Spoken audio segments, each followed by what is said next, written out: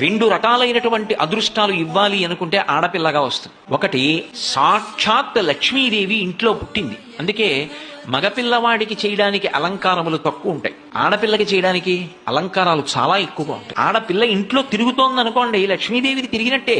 ఒకటి, ఆ పిల్ల పుట్టిన వేళ, ఆ పిల్ల తిరిగిన వేళ సాక్షాత్ లక్ష్మీదేవి ఇంటికి వచ్చిందని గుర్తు. రెండు, ఆడపిల్ల పుట్టింది అంటే ఆ పిల్లని ఎక్కడికి చేరుస్తున్నారు? ఎవరో ఓ పేరున్నవాడికి కాదు ఇస్తున్నది, సాక్షాత్ నారాయణ స్వరూపాయ వరాయ. ఆ వరుడు నారాయణ స్వరూపుడు. ఇప్పుడు లక్ష్మిని నారాయణుడి పక్కకి చేర్చారు.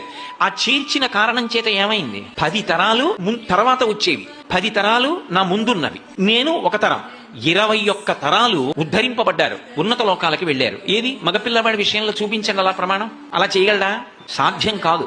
అమ్మవారు అనుగ్రహిస్తే ఆ తల్లి వీళ్ళని నేను విశేషమైనటువంటి ఫలితము చేత సత్కరించాలనుకుంటున్నాను అనుకుంటే ఆడపిల్లగా వస్తుంది.